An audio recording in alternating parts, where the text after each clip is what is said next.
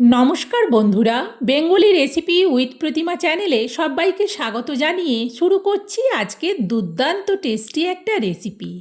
এই রেসিপিটা বানানোর জন্যে নিয়ে নিলাম এক বাটি সাদা পাতলা চিড়ে। এই চিড়েটাকে আমি পরিষ্কার করে বেছে নিয়েছি। আর এই রেসিপিটার জন্যে চিড়েটাকে শুধু ভালো করে বেছে নিলেই কিন্তু হবে। এখন এই চিড়েটাতে আমি দিয়ে দেবো পরিমাণ মতো অল্প অল্প জল। খুব বেশি জল কিন্তু একেবারে দেব না। অল্প অল্প জল দিয়ে চিড়েটাকে জাস্ট একটু ভিজিয়ে নেব। আর আমি কিভাবে এই টেস্টি রেসিপিটা বানাবো সেটা কিন্তু তোমরা স্কিপ্ট করে দেখো না। স্কিপ্ট করে দেখলে বুঝতে পারবে না যে আমি রেসিপিটা এত টেস্টি কিভাবে বানালাম।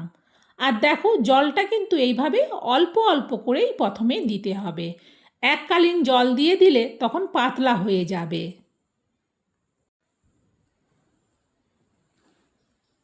আরও একটু জল দিলাম। এবার এটাকে এইভাবে আমি ঢেকে রেখে দেবো। ঢেকে রেখে দিয়ে এটা ভিজে নরম হতে হতে এদিকে দেখো, দুটো সেদ্ধ করা আলু নিয়েছি। আলু দুটো এমনি ধুয়ে খোসা শুদ্ধ আমি প্রেসার কুকারে দিয়ে সিটি দিয়ে নিয়েছিলাম। এখন খোসাটা ছাড়িয়ে নিচ্ছি।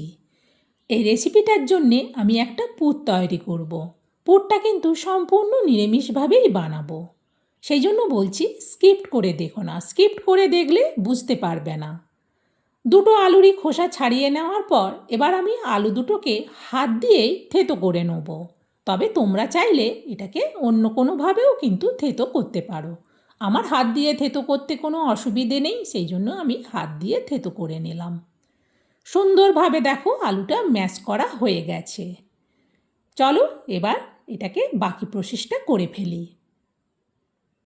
গ্যাস জেলে একটা প্যান বসিয়ে দিয়ে প্যানেতে দিয়ে দিলাম অল্প সরিষার তেল। তেলের মধ্যে দিয়ে দিচ্ছি অল্প গোটা জিরে আর হলুদ, আর দিচ্ছি অল্প কারি পাতা। এবার 1 মিনিট আগে এই সব কিছুকে ভালো করে একটু ভেজে নেব। সুন্দর সেন্ট বেরোচ্ছে এর থেকে। এবার এতে দিয়ে দেবো পরিমাণ মতো লবণ, আর দেব লবণের পরিমাণে চিনি, আর দেব চিলি ফ্লেক্স। এই চিলি ফ্লেক্সটা কিন্তু ভীষণ ঝাল লঙ্কার, সেই জন্য আমি 1/2 চামচ দিলাম। আবারও সব কিছুকে 1 মিনিট উল্টে পাল্টে নাড়াচাড়া করে দিয়ে দিয়ে দিচ্ছি সেদ্ধ করা আলু।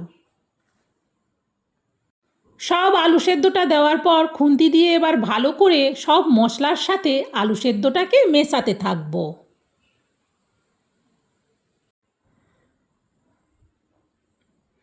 বেশ ভালো করে মিশিয়ে নেব। বেশ ভালো করে মেশানোর পর দিয়ে দিচ্ছি ভাজা জিরে গুঁড়ো 1/2 চা চামচ। এবার এই জিরে গুঁড়োটাকেও ভালো করে এই পুরের সাথে মিশিয়ে নেব। সত্যিই বলছি, ভীষণ সুন্দর সেন্ট বেরোচ্ছে এই আলুর পুরটা থেকে। আমি এই পুরো নাস্তার রেসিপিটা কিন্তু নিরামিষভাবেই বানাচ্ছি, তবে তোমরা চাইলে পেঁয়াজ দিতেই পারো, পেঁয়াজ দিলেও হবে। আমি এটা নিরামিষের দিন বানাচ্ছি, সেই জন্যে পেঁয়াজ রসুন কোনো কিছুই দেব না। পুরো আলুর পুরটা দেখো রেডি হয়ে গেছে। এখন গ্যাসটা অফ করে এটা নামিয়ে নিচ্ছি। এখন আমি ওইদিকে চিড়েটা যে ভিজিয়ে রেখেছিলাম, দেখব সুন্দরভাবে কিন্তু চিড়েটা ভিজে নরম হয়ে গেছে। এবার দিয়ে দিচ্ছি এতে পরিমাণ মতো লবণ, আর দেব টক দই। 1 চা চামচের মাপে ভর্তি করে 2 চামচ টক দই। এরপর এতে অল্প জল দিলাম। এবার এটা মাখতে শুরু করব। তারপর প্রয়োজন বুঝে আরও এতে জল দিতে হতে পারে, তবে এটা না মাখলে বোঝা যাবে না, সেই জন্যে আগে এটাকে ভালো করে মাখতে হবে। আর চিড়েটা কিন্তু যত অল্প অল্প জল দিয়ে মাখবো তত কিন্তু চিড়ের ডোটা ফুলে নরম হয়, আর দেখতেও প্রথমটা অল্প মনে হবে, পরে কিন্তু এটা ফুলে ওঠে। দেখো সুন্দরভাবে ডোটা আমি তৈরি করে নিলাম। এইভাবে চিড়ের ডোটা তৈরি করার পর আমি এটাকে ছোট ছোট করে লিচি কেটে নেব। একেবারেই ছোট ছোট করেই লিচিটা কিন্তু কাটবো।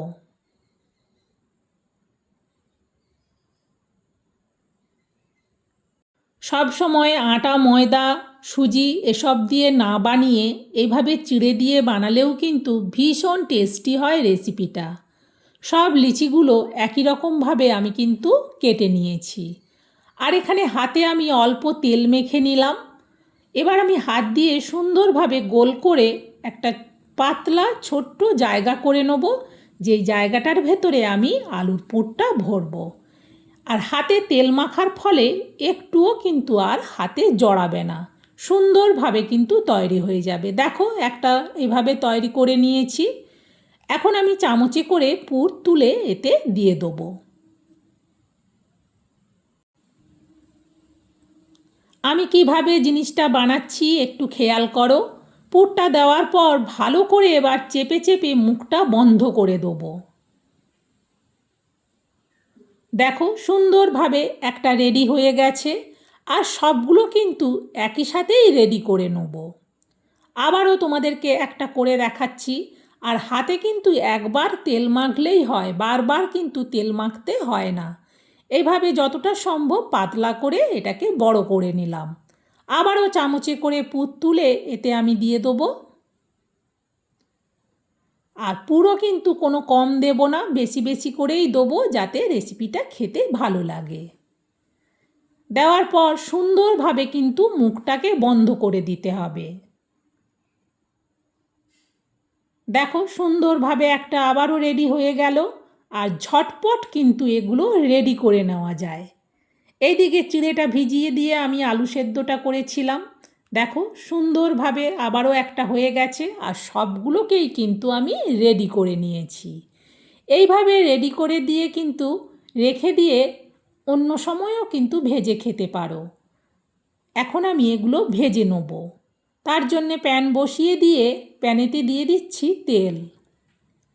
তেলটা একটু গরম হওয়ার জন্য অপেক্ষা করার পর একে একে করে দিয়ে দেবো যতটা জায়গা আছে, মানে প্রথমে যতগুলো ধরবে একেবারে ততগুলোই দেব। দেওয়ার পর একটুক্ষণ অপেক্ষা করব। অপেক্ষা করলে একটা সাইড তাহলে ভালোভাবে হয়ে যাবে। একটা সাইড হয়ে গেছে, এবার আস্তে করে উল্টে দেবো। প্রথমটা একটু আস্তে করে উল্টাতে হয় যেহেতু এই জিনিসটা নরম হয়, কিন্তু এটা ভাজার পর কিন্তু ভীষণ বাইরটা মুচমুচে হয়ে যাবে আর ভেতরটা পুড়ে ভরা থাকবে। সত্যি বলছি খেতে ভীষণ ভালো লাগে। সব সময় দোকান থেকে তেলে ভাজা স্ন্যাক্স না কিনে এইভাবে বাড়িতে বানিয়ে নিলে যেমন হেলদি হয় তেমনই কিন্তু টেস্টি হয়। আর এগুলো ভাজার সময় কিন্তু গ্যাসটাকে মিডিয়ামে রেখে বেশ ভালো করে মুচমুচে করে ভেজে নিয়েছিলাম। দেখো হয়ে গেছে, এগুলো তুলে নিচ্ছি। বাকিগুলোকেও কিন্তু একই রকমইভাবে ভেজে নেব। বন্ধুরা, এই রেসিপিটাকে তোমরা স্ন্যাক্স বলতে পারো, নাস্তা বলতে পারো, টিফিনও বলতে পারো। যাই বলো না কেন খেতে কিন্তু দুর্দান্ত টেস্টি হয়। আর এটা বাচ্চা থেকে বড় সবাই কিন্তু চেয়ে চেয়ে খাবে। তাই যেদিন বানাবে একটু বেশি করেই বানাবে। বন্ধুরা, আমার এই চিড়ে আর আলু দিয়ে দুর্দান্ত টেস্টি নাস্তার রেসিপিটা তোমাদের কেমন লাগলো সেটা কিন্তু কমেন্টে জানিও।